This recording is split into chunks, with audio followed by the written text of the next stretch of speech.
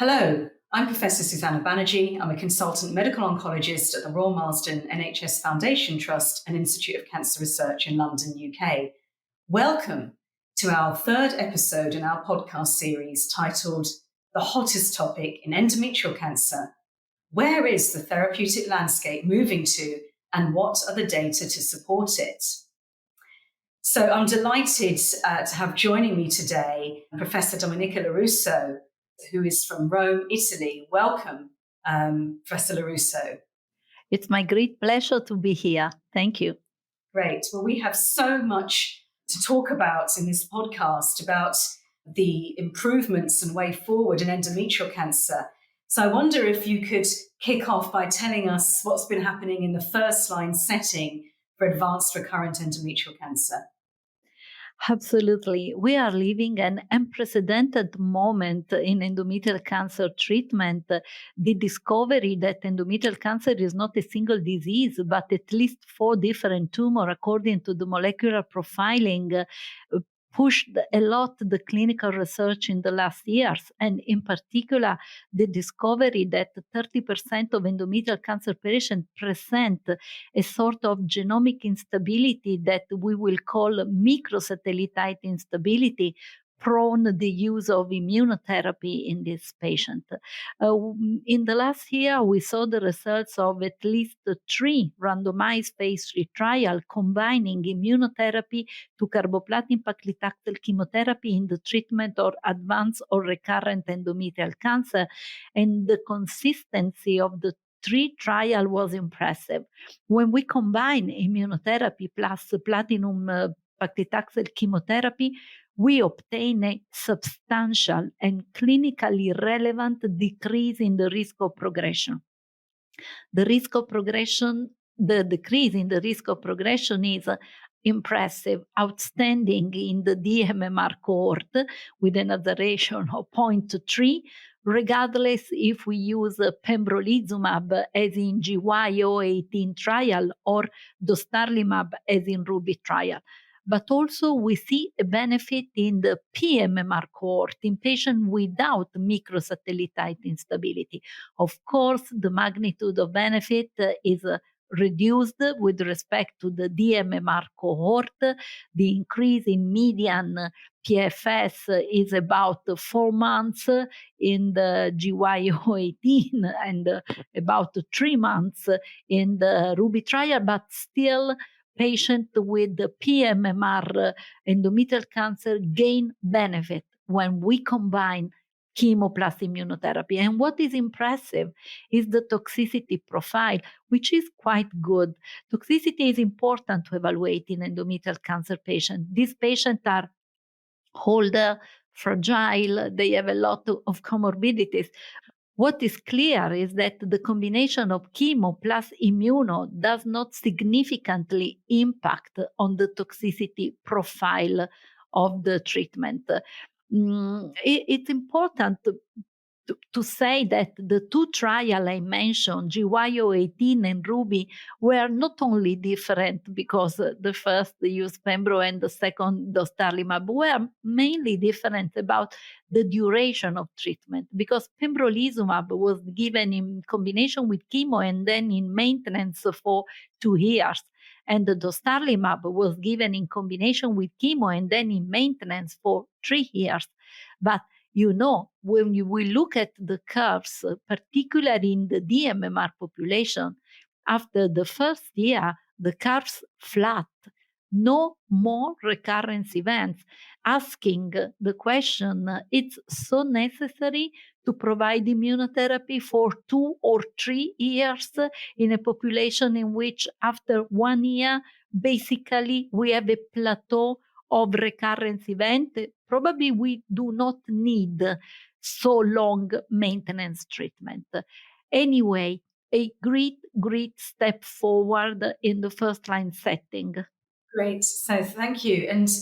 And so we've heard about the immunotherapy, the PD-1 combination as in the trials that you mentioned.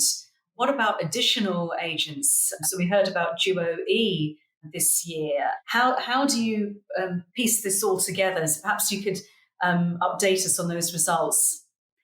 Oh, Susie, we have a very interesting ESMO for endometrial cancer patient. We saw for the first time the results of DuoE introducing a PARP inhibitor in endometrial cancer. We are used to manage PARP inhibitor in ovarian cancer, but this was the first time that we saw PARP inhibitor in endometrial cancer. The DuoE was a randomized trial in first-line setting of advanced or recurrent endometrial cancer, comparing standard arm, carboplatin paclitaxel chemo, with two experimental arms. One was chemo plus durvalumab immunotherapy, and the other was chemo plus durvalumab followed by durvalumab and olaparib. And the trial clearly reported a significant and clinically relevant benefit of the two experimental arm with respect to the control arm. In particular, we had a reduction of 30% in the risk of progression with respect to chemo for chemo plus durva, and a reduction of 45% in the risk of progression with respect to chemo for chemo plus durva plus ola. The weakness, unfortunately, of this trial is that it was not powered to have a comparison between the two experimental arms. So we do not know exactly what is the added benefit of olaparib to durvalumab alone. We can speculate because there were several subgroup analyses suggesting that in the DMMR population, probably olaparib does not add with respect to durva alone, while a substantial benefit was reported in the PMMR population. But, it's very important to move more in detail of this PMMR population, because PMMR population from a biological point of view does mean nothing. That is a mixed population. They have a patient with P53 wild type, P53 mute, ER/PR positive patients. So we need more granularity to address who are the patients that really benefit from olaparib.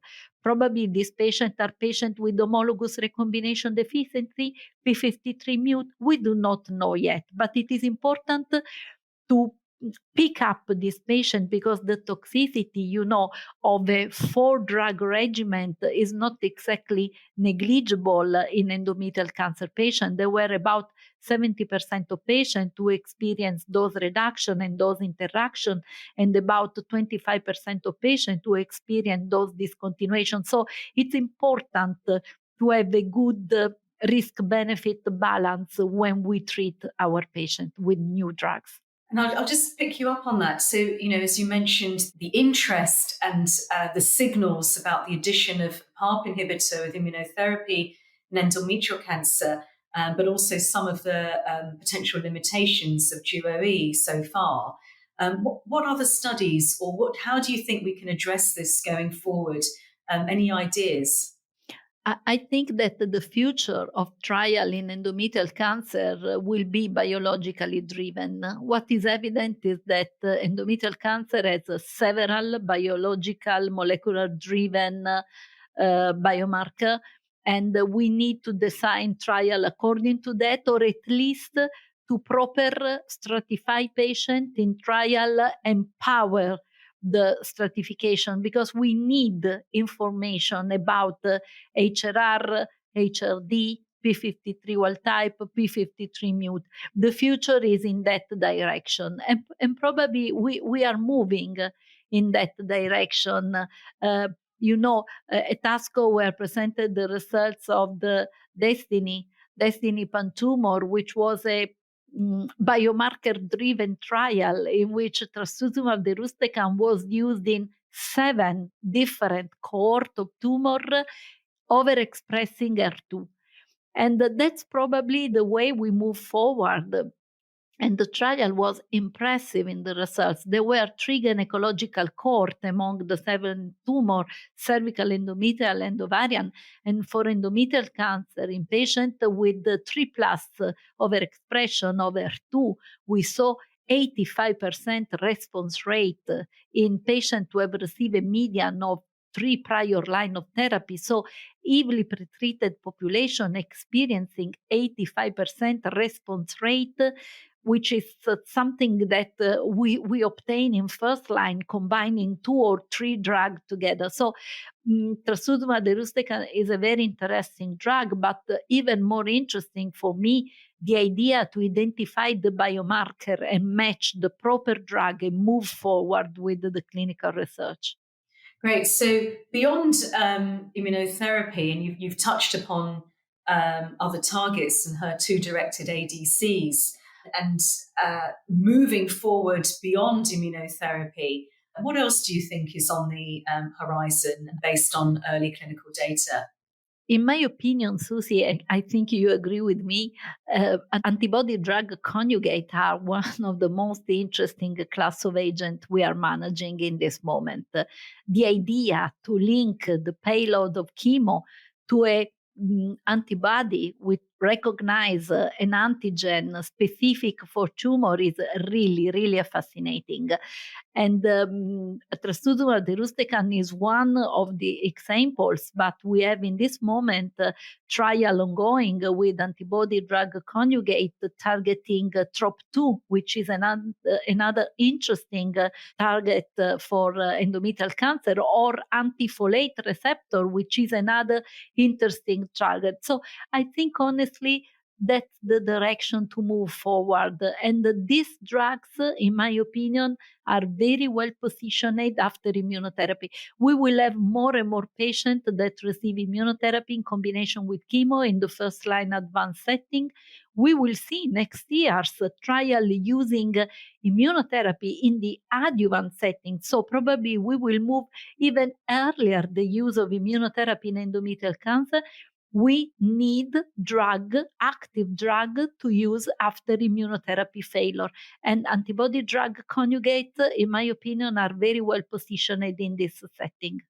Great. So because as you highlight that as more women will hopefully receive access to immunotherapy directed approaches earlier on in the pathway, the real clinical question and research question is what can we do post immunotherapy? And one of the topics also is about potential groups where re-challenging with immunotherapy. You highlighted the duration of therapy in the first line setting, and re-challenging with immunotherapy may be an option, what we need to look into clearly in clinical trials, and potentially combinations with immunotherapy, dual immunotherapeutic approaches as well, for example, with CTLA-4 or TIGIT. So I think it's a really exciting area. And as you know, we were about to open ATR inhibitor, ceralasertib with durvalumab,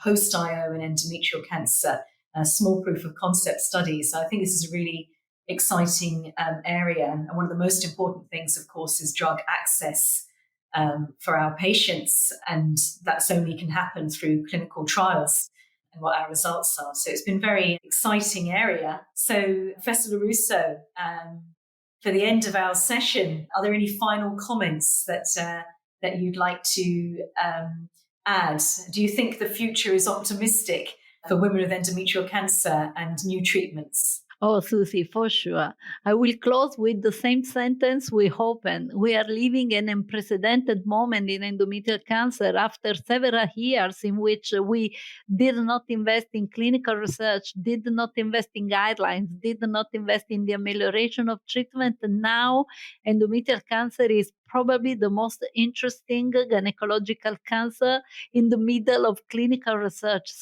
And clinical research translate quite immediately in therapeutic opportunity for our patient. Yes, patients should be optimistic. Thank you, Keta. And thank you for participating in this activity. Please continue on to answer the questions that follow and complete the evaluation.